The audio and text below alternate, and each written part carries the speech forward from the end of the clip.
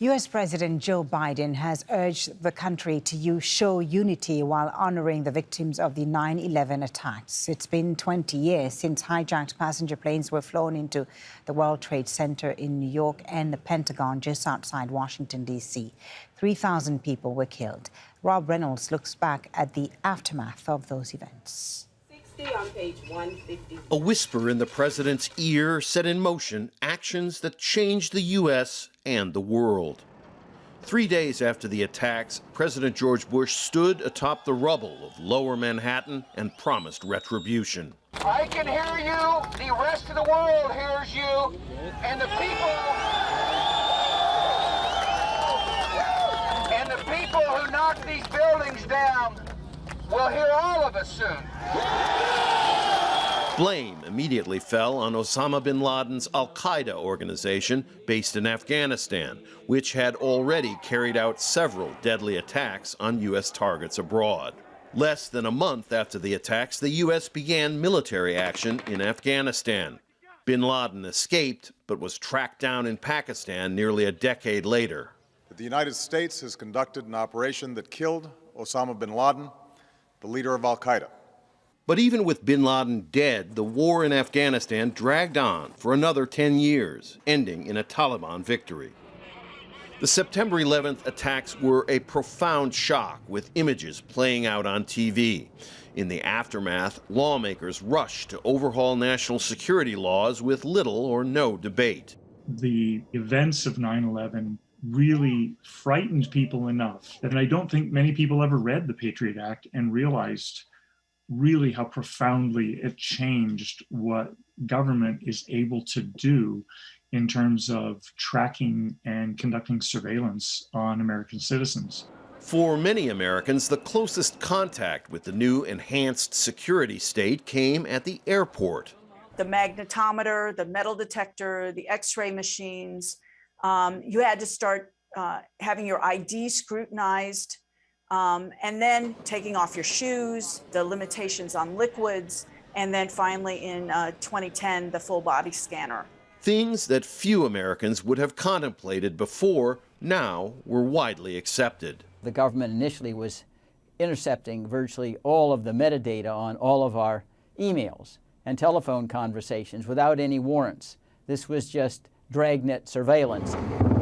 The invasion of Iraq in 2003 overthrew Saddam Hussein, who was later captured and executed. But it produced no weapons of mass destruction. 200,000 Iraqis and more than 4,000 U.S. troops were killed.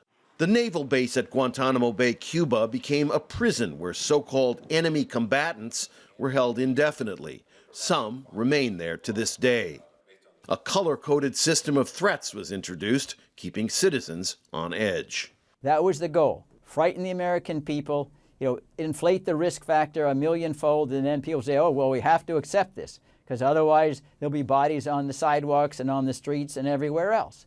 The abuse of detainees by U.S. soldiers at Abu Ghraib prison in Iraq appalled many in the U.S. and around the globe.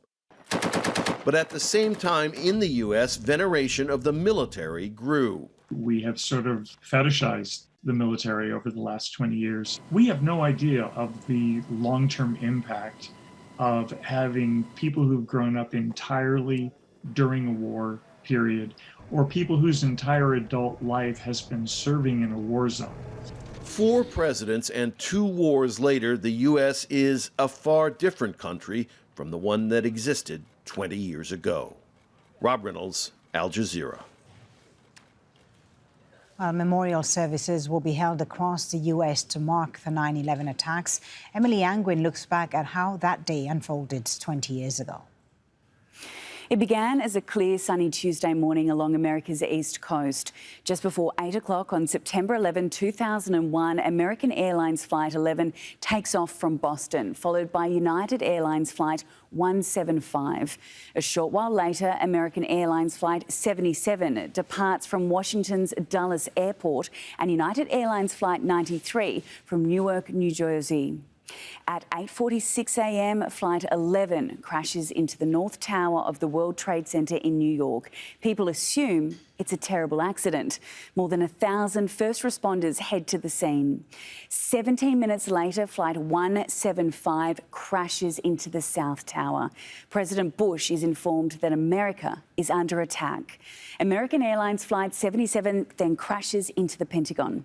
Authorities ground all flights across the United States, but one more plane was still in the air.